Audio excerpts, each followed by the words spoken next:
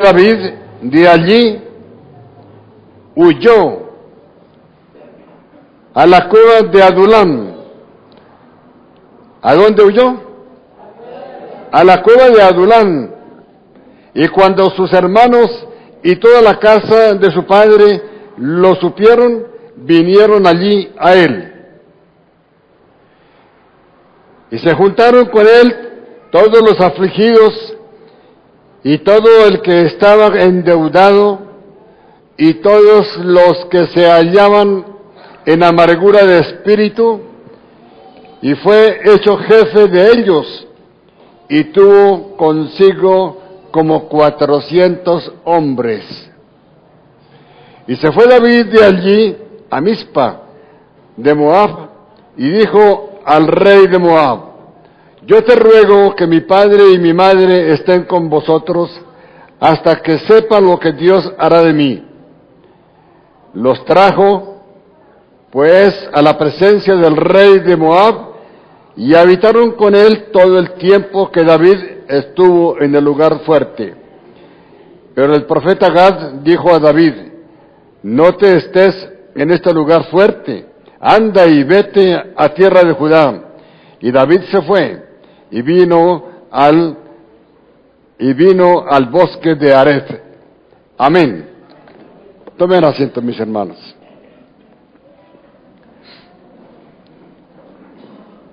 Vamos a analizar estos versículos tomando algunos detalles que tiene esta palabra. En el versículo 1 dice que David huyó. David huyó porque lo venía persiguiendo Saúl, el rey Saúl. Por eso lo estaba persiguiendo. Y David entonces huyó.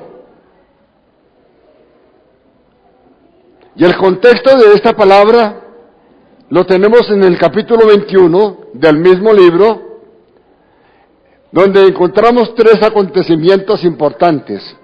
El primero, que David en su huida se encontró con el sacerdote Elimelech. Y el sacerdote le pregunta: bueno, ¿por qué estás solo? ¿Por qué vienes solo? Y él le contestó: David, por algunas situaciones que tengo, por algunas, diríamos en nuestro lenguaje, algunas diligencias que hacer. Pero no le reveló que estaba huyendo. Y David le dice al sacerdote Elimelech: ¿tiene pan? Y el sacerdote le dijo: no, tengo solamente pan sagrado, los panes de la proposición, que son pan santificado a Dios. Pero ya se van a cambiar esos panes por unos panes frescos. Y recordemos que esos panes solamente los podía consumir el sacerdote. Entonces cambió los panes y dice la Biblia que los ponía calienticos. Pan calientico para Dios. Y le preguntó a David: ¿sus soldados están purificados? Y le dijo: sí, están purificados.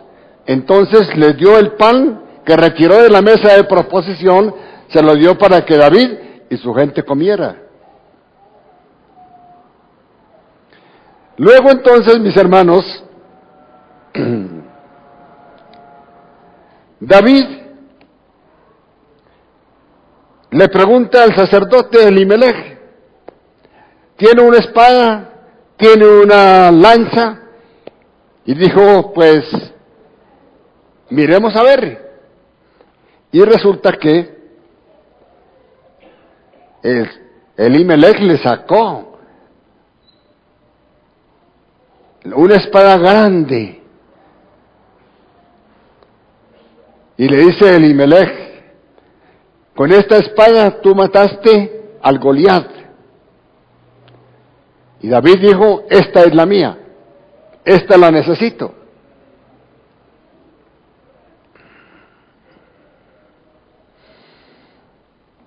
Y hermanos, le dio la espada. Y David se internó en la cueva de ¿qué? De Adulán. Allá se guardó David de la persecución de Saúl.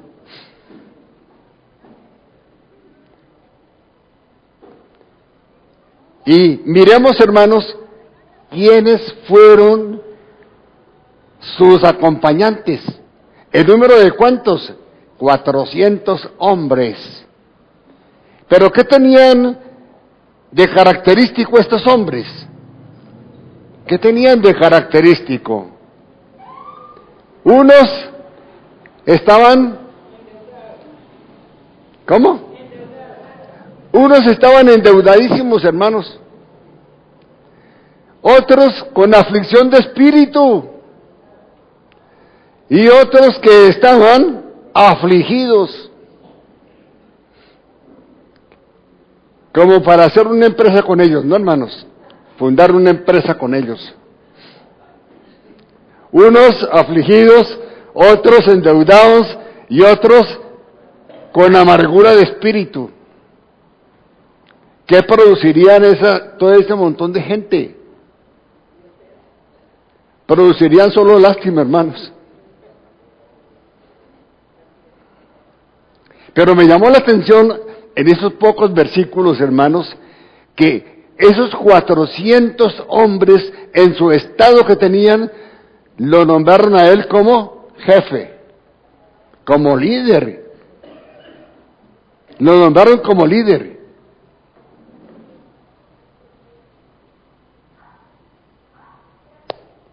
¿Y en qué consistía el primer grupito? Los afligidos. Tenían dolor, tenían angustia, tenían sufrimiento y estaban sumergidos en ese sufrimiento, en esa angustia. Y llegaron allí a la cueva de Adulán al jefe, a David. ¿Tendría que hacer algo David con ellos? Claro. David tendría que hacer alguna acción con ellos. Algo tenía que hacer. Bueno, ¿y qué haría David también con todos esos endeudados?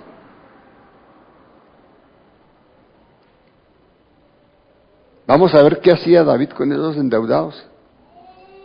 Aquí no hay ninguno endeudado, gracias a Dios. ¿No es cierto que no, hermanos? ¿No? Yo tampoco.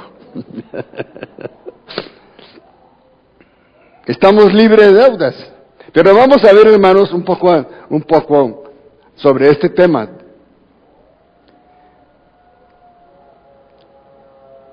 Que David,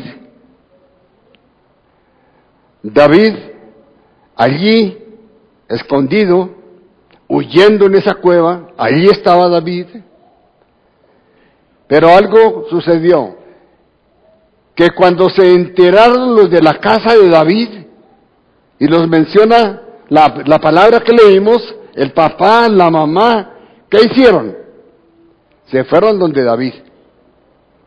Se fueron a apoyarlo. Se fueron a apoyar a David. Y me llama la atención esto, hermanos, ¿por qué? Porque nosotros tenemos liderazgo a nivel del hogar. Y en ese liderazgo de hogar debe haber, primero que todo, la solidaridad. Papá y mamá se fueron a ver qué tenía David. ¿Qué pasaba con David? Y entonces, ¿qué estaban expresando ahí? Solidaridad. A ver qué tiene David, qué le pasa a David. Y David luego al final que leímos, solicita al rey, déjelos conmigo, hasta que Dios haga lo que quiere conmigo. Y ellos permanecieron con David todo el tiempo que estuvo en esa cueva. Hermanos, a cada uno de nosotros se nos ha dado un liderazgo. ¿De dónde ha provenido ese liderazgo? De Dios. Dios nos dio liderazgo en el hogar. A la esposa le dio liderazgo. Al esposo le dio liderazgo. Así como David fue nombrado jefe, Dios también nos nombró a nosotros jefes, líderes. En el hogar, el esposo es líder, la esposa es líder.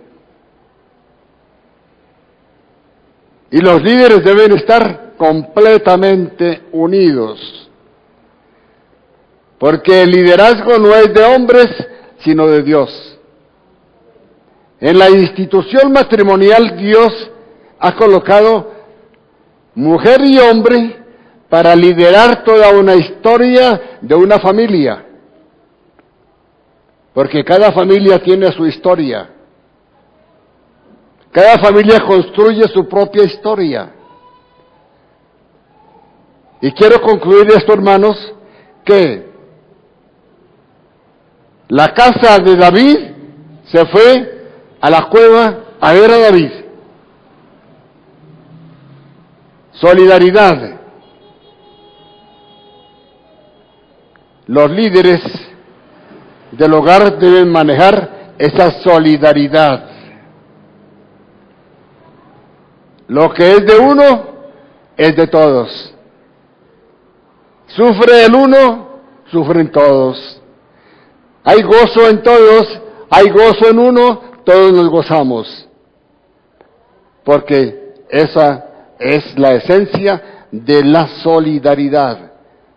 El querer en esa unión espiritual de todos los del hogar.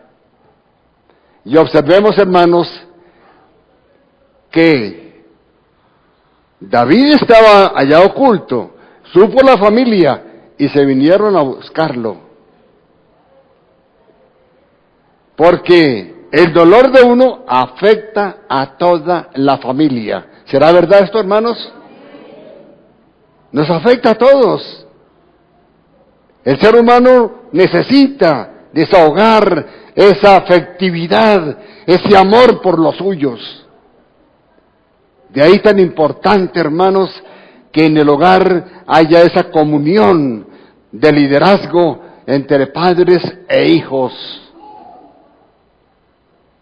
Lástima que en nuestra sociedad de hoy, padres e hijos han formado muchas veces dos bandos. Los padres contra los hijos contra los padres. Gracias a Dios estamos ungidos con la unidad del Espíritu. Y en Cristo, dice la palabra, somos uno. Y el hogar de cada uno de nosotros tiene identidad. Y esa identidad, ¿quién la da? Cristo. Todos unidos por la fe, todos unidos por el amor de Cristo y todos lavados con el poder de la sangre de Jesucristo. Amén. Mis hermanos, la familia se afecta con los acontecimientos de uno solo o de varios. Hablemos de los endeudados. Los endeudados, hermanos, estaban prisioneros, eran esclavos de las deudas. Pero ¿a qué llegaban donde David? ¿A qué llegarían? ¿A que les prestara para seguir más endeudados? ¿A que les prestara? Ellos necesitaban una formación. Y David, elegido como jefe, como líder de esos 400, tenía que hacer una obra. Y papá y mamá, elegidos por el mismo Dios en esa unión conyugal, tienen que también hacer una obra. La obra transformativa de cada uno de los suyos. Digamos transformativa. Otra vez, hermanos. ¿Obra qué? Transformativa. Viene de transformar, de cambiar. Y esa es la obra de los padres de familia, de los líderes del hogar. Tener acciones transformativas. Y tenemos que pensar, hermanos, que hay deudas que son permitidas por la palabra, pero hay deudas que no son permitidas por la palabra de Dios.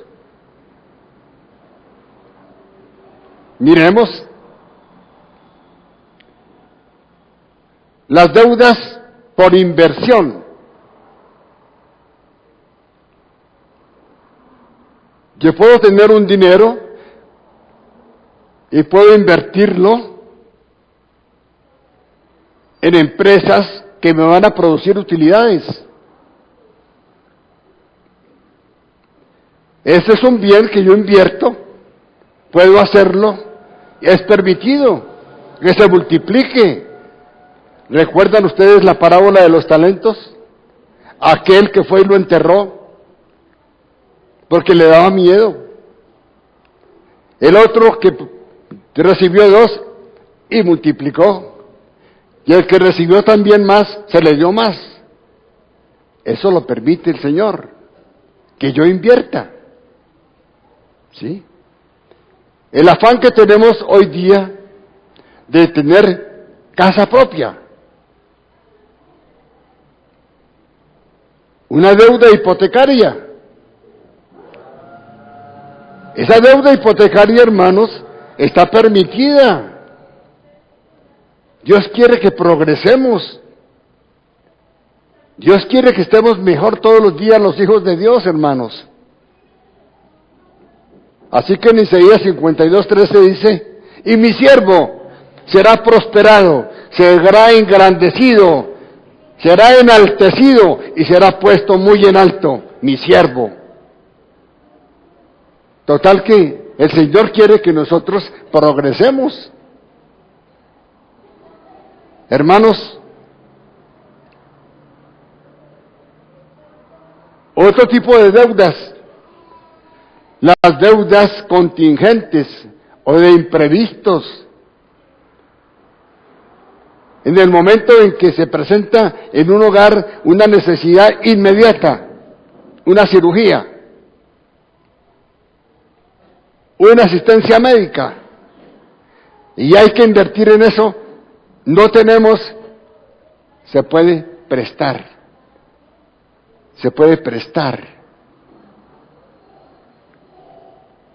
Deuda de imprevistos. Nadie sabe cuándo va a estar enfermo. Nadie sabe cuándo va a ocurrir un accidente. Nadie sabe qué situaciones se pueden presentar. ¿Qué exigencias van a tener los jóvenes, los niños en la universidad y los colegios? Nadie sabe, hermanos. Eso es posible.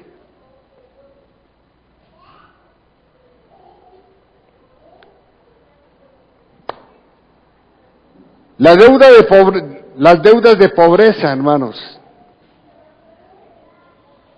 Deudas de pobreza son aquellas que manejan las personas cuya estabilidad social no tiene ningún aliciente. Deudas de pobreza de quienes tienen lo mínimo o nada. Son deudas de pobreza. La sociedad los ha marginado a tal punto que no tienen qué comer. Y en esta bellísima ciudad de Bogotá y en todas las ciudades bellísimas del mundo existen cinturones de pobreza. Los hay, hermanos.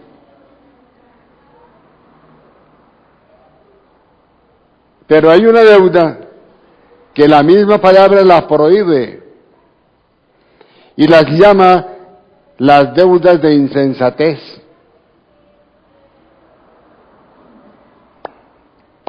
¿Qué son las deudas de insensatez? Aquellas deudas que uno las recibe como propias aunque no son de uno. Cuando uno sirve de fiador, sirve de codeudor, esas deudas están prohibidas por la Sagrada Biblia. Las deudas de insensatez.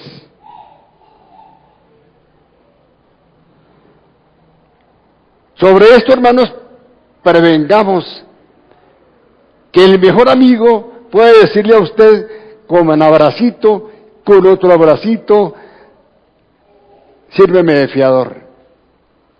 No es más sino por una tarjeta de crédito, no es más sino por un cheque, no es más sino por una situación que tengo que conquistarla. Hermano, con el dolor del alma póngase una vez pálido y no muchas descolorido. ¿Sí me entienden, hermanos? Es la palabra de Dios. Una vez colorado y muchas descolorido. Y vienen finalmente, hermanos, aquellas deudas de influencia. Las deudas de influencia. Son deudas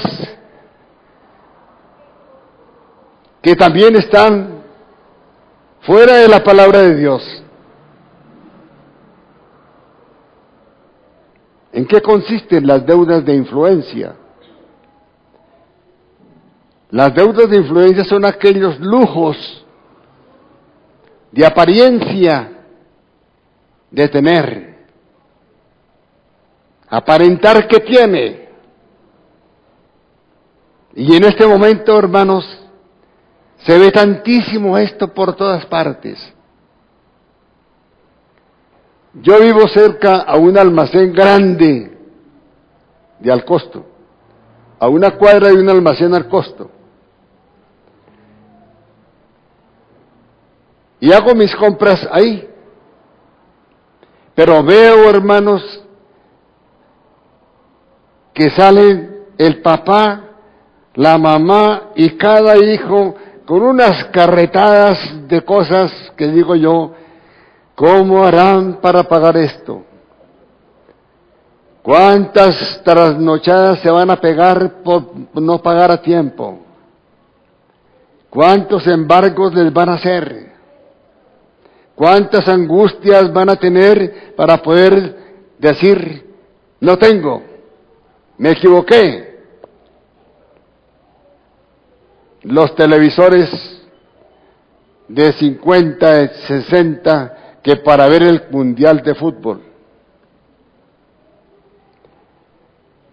Los electrodomésticos más sofisticados que hoy venden. Está bien que progresemos, hermanos, pero miramos hasta dónde alcanza mi bolsillo, hasta dónde puedo yo. Mida cuáles son los ingresos que tiene mi marido, que tengo yo, cómo sumamos los dos ingresos y nos da tanto. De acuerdo a eso, miremos los presupuestos de casa con sabiduría, no con las ganas de comprar. Los esposos, cuando salgan con su esposa, no lleven las tarjetas de crédito. No las lleven, por favor. A ella les gusta todo, todo. Y miran los almacenes, lo de arriba, allá. Y bajan todo lo de arriba. Y después dice, no, volvemos. Y compran por comprar, y amontonan por amontonar. Y esto es gasto inoficioso. Y Dios prohíbe que se malgaste el dinero en cosas innecesarias. ¿Amén? Para esto hay un principio esencial que debe manejarlo todo líder. ¿Cuál es ese principio esencial? Priorizar, saber priorizar. ¿Qué es lo primero? ¿Qué es lo segundo? ¿Qué es lo tercero? ¿Qué es lo cuarto? Lo primero para nosotros, mi Dios. Irreemplazable, insustituible, nuestro Dios. Segundo, mi familia, mi hogar, mi esposa que esté bien, mis hijos que estén bien, y el resto ya es por voluntad de servicio. Aprender a priorizar. Cuando vayan a invertir, hermanos, pregúntense, a ver, amor, ¿se necesita urgentemente esto o no? La mujer tiene el juicio suficiente, la sabiduría, por eso se le llama la ayuda idónea, porque ella sirve para aconsejar. Entonces, hermanos, hay que pedir el consejo. Hay que pedir el consejo. ¿Conviene esto ya o podemos dejarlo para más tarde? Y seguramente el esposo, sabio y entendido, va a decir, aplacemos. O va a decir, se puede. ¿Estamos? Esa es la sabiduría para manejar las deudas, hermanos.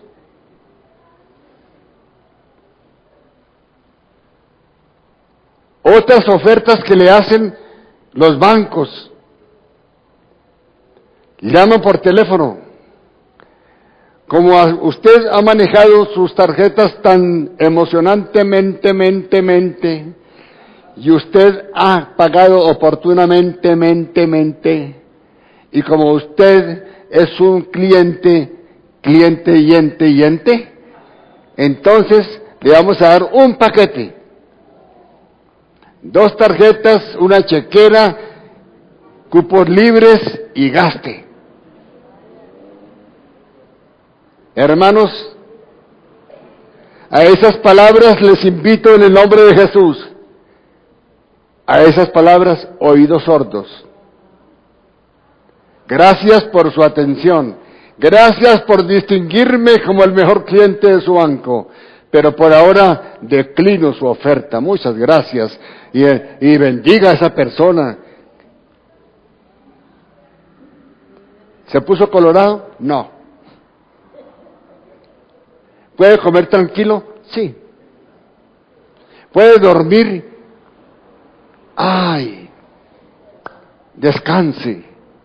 Claro que puede dormir y descansar. ¿Puede amanecer dichoso? Sí. Recibe ese paquete, comienza a usarlo y usted comienza a trasnochar, la hernia, la gastralgia, la tensión se le sube a 180/90. Usted es un enfermo mental que va pensando cómo va a pagar todo eso. Imaginémonos los que llegaron donde David a la cueva, todos endeudados. Y acá se metieron a la cueva, para que no les cobraran. ¿Cierto? Y entonces también los endeudados cierran los teléfonos, cierran todo, para que no sepan que existen. Hermanos, Dios quiere que nosotros manejemos las prioridades con sabiduría. Amén. ¿Merece un aplauso el Señor? Claro, ¿no es cierto? 1 Corintios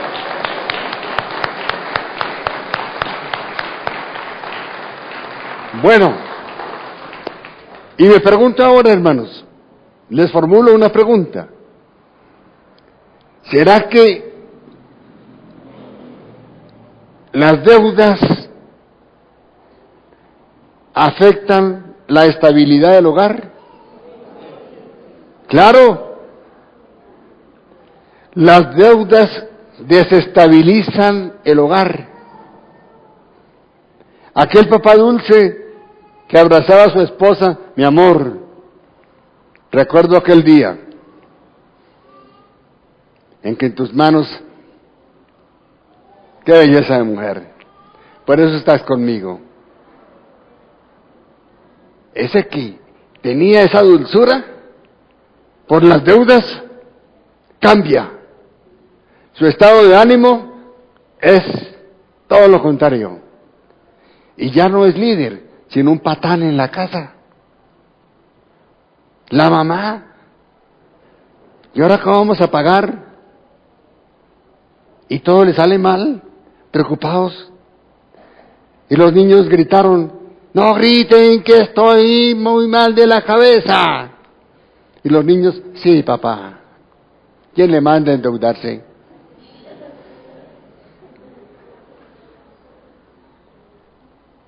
Y la mamá se queja, y es que me tienen así, así, así.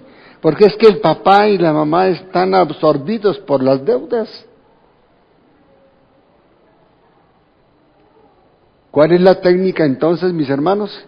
Priorizar. Priorizar, priorizar. ¿Amén? ¿Qué palabra es importante? Priorizar. ¿Qué es lo más importante? Priorizar, hermanos.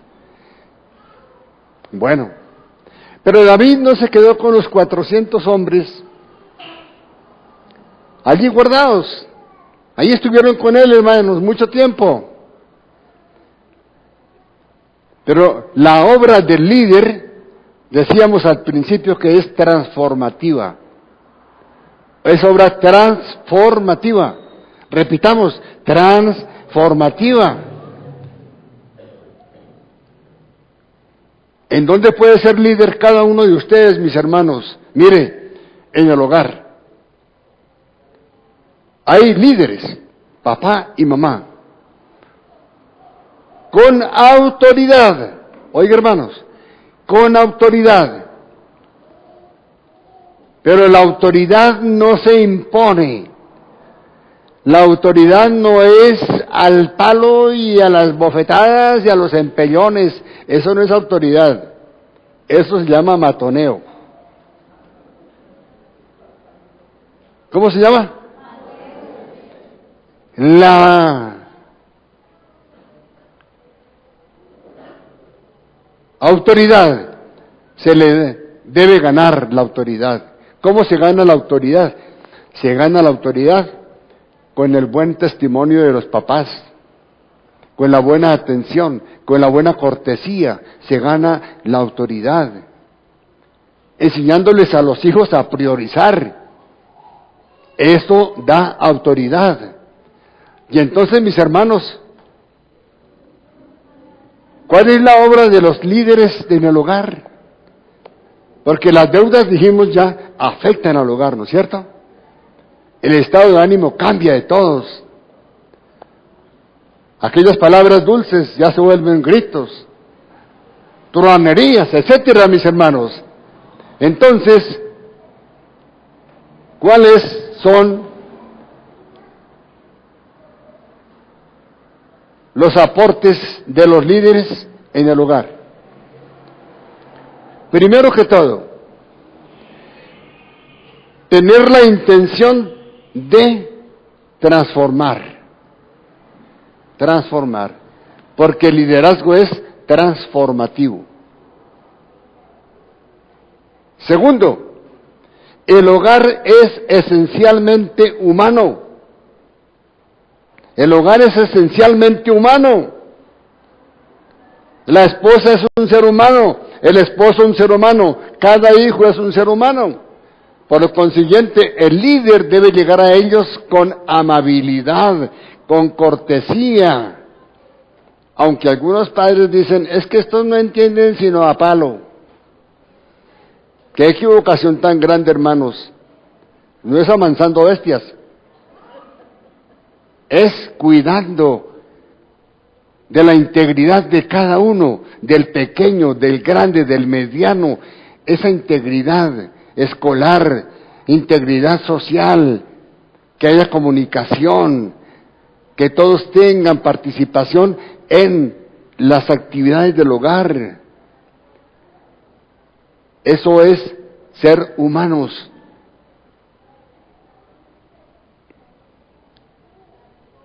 Los dos líderes, siempre adelante, siempre adelante. En el libro de los Números, capítulo 27, verso 16, verso 13, 14, 15, allá encuentran qué es el liderazgo. Dice ya un versículo: Padre, Dios Dios, dadnos un varón que siempre vaya adelante, que los lleve siempre adelante, para que digan que las ovejas de Jehová no parecen como ovejas sin pastor. Siempre deben estar adelante. ¿Qué más es el oficio del líder, hermanos? El oficio del líder debe ser motivante, motivar los hijos a que ellos se superen, a que sean, motivarlos. ¿Cómo los pueden motivar? Sencillamente, hermanos, reconociendo los valores de cada niño, de cada niña, sus valores. El que está comenzando a escribir tiene derecho a que le digan, escribiste, pero lo puedes mejorar. Ellos se divierten dibujando. Y usted mira sus dibujitos. Ah, mire, ¿quién es esta persona que está aquí? Papá, le quedó muy bien. ¿Y esto aquí? Mamá, pero no le puso pies ni nada. Ay, sí. Entonces, todo eso estimula a los niños a crecer en su personalidad y a que ellos sepan que pertenecen a una familia, que tienen papá, que tienen mamá, que son líderes, que los están dirigiendo al camino para enfrentar la vida. Amén. Hermanos, también hay que tener en cuenta que los hijos son diferentes todos, ¿no es cierto? Mi Dios fue muy bueno conmigo. No me dio sino 9. No se asusten, no se asusten. Fueron 9, hermanos. Pero en la iglesia que el Señor me tiene pastoreando, todos los 9 tienen oficio. Así como aquí la familia Machuca. Todos están al servicio de la obra del Señor. Los 9 son profesionales en diversas áreas de conocimiento. Y hermanos, eso no les ha impedido ser excelentes cristianos. De modo que una de las cosas importantes del líder también es que el líder se capacite, que se capaciten los líderes. Pero ya las mamacitas de cierta edad dicen, loro viejo no aprendí a hablar. Hermanos, loro viejo aprende mejor que el loro joven.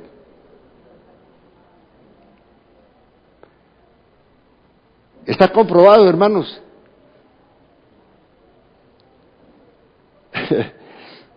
Yo tengo testimonios muchísimos, sino que el tiempo se me agota, sobre este tema. Y he visto gente de edad que ha crecido intelectualmente y han logrado éxitos rotundos ante la sociedad, hermanos. y para la gloria de Dios son cristianos. Entonces, mis hermanos, tenemos por delante una misión muy grande. ¿Cuál es? Levantar hijos, primero para Dios, luego que estén escalando permanentemente para verlos de honra y gloria de Dios. Los líderes del hogar, ¿quiénes son? Papá y mamá.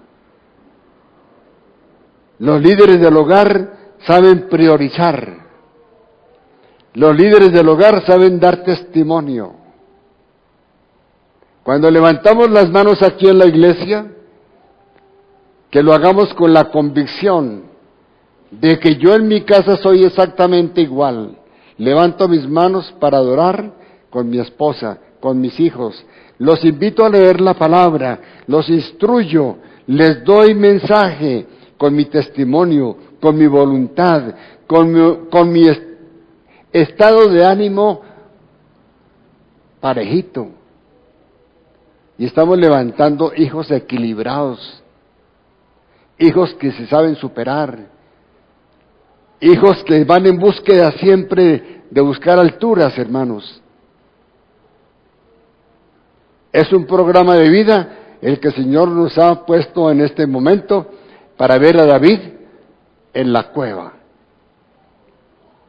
En la cueva de Adulán, David transformó esos endeudados, esos enfermos mentales, los transformó.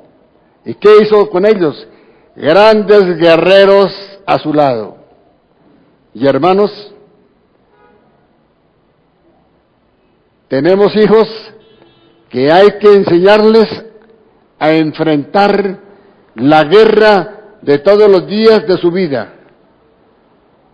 Enseñarles a vivir, enseñarles a ver que en el poder de Dios todo lo pueden ellos. Todo lo pueden. En Cristo somos más que vencedores. Y adelante con valor, porque el Señor dijo a Josué: esfuérzate y sé valiente, y mira que te mando que te esfuerces. Y así nos dice el Señor todos los días cuando nos levantamos. Padres de familia, jefes, líderes, mira que te mando que te esfuerces. Y salen a la oficina a trabajar, salen a su empleo, bendiciendo y alabando la presencia de Jehová. Amén. Dios les bendiga, mis hermanos.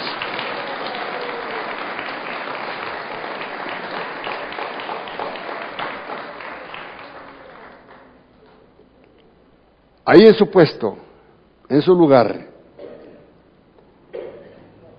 cada uno cierre sus ojitos ahí delante de la presencia de Dios. Mire en qué situación está. Esas situaciones de pobreza no son de un cristiano. El endeudamiento, ¿cómo estamos?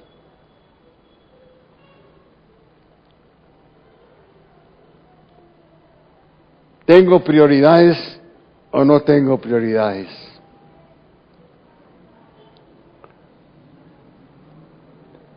Mis hijos pueden testificar. Mis hijos podrán testificar. Como hijos de Dios, y los líderes también, los están levantando para un futuro incierto.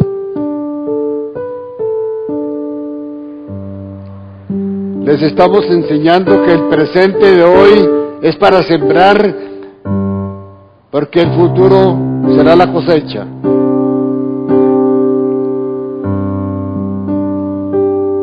Si hay endeudamientos, suplíquele al Señor que lo libere. Señor, libera. Quita de mis manos, quita de mi mente esas cadenas que me oprimen. si es angustia, dolor, tristeza, depresión, Señor, por el valor y poder de la sangre de Cristo, libérame de esto. Quiero ser libre, porque tú necesitas para las batallas guerreros fuertes, y yo soy un guerrero tuyo, Señor. No soy ni estoy escondido en la cueva de Adulán. Quiero salir, Señor, ser liberado por tu poder. Quiero sentir que tú me usas. Quiero sentir que tú me enseñas con sabiduría a vivir mi liderazgo con mis hijos, con mi esposa, a ser líder en la oficina, en el trabajo. Enséñame, Señor, libérame, porque en Cristo somos criaturas nuevas. Transfórmame, Jesús. Si he cometido errores, Señor, perdóname. Lávame con tu sangre preciosa. De hoy en adelante quiero, Señor, manejar mi hogar. No hacer de mi hogar una cueva de Adulán, sino un altar de servicio para ti, de adoración y de alabanza. Enséñame a vivir, como dice el apóstol Pablo, conforme con lo que tengo, pero con aspiraciones de progresar. Padre Santo, gracias te damos. Y en el nombre precioso de Jesús te decimos, gracias, Señor. Y en el nombre de Jesús, gracias, Señor. Y en el nombre de Jesús, gracias, Señor. Amén y amén. Dios les bendiga, hermanos. Dios les bendiga. Denle un aplauso fuerte al Señor. Mi pastor, muchas gracias.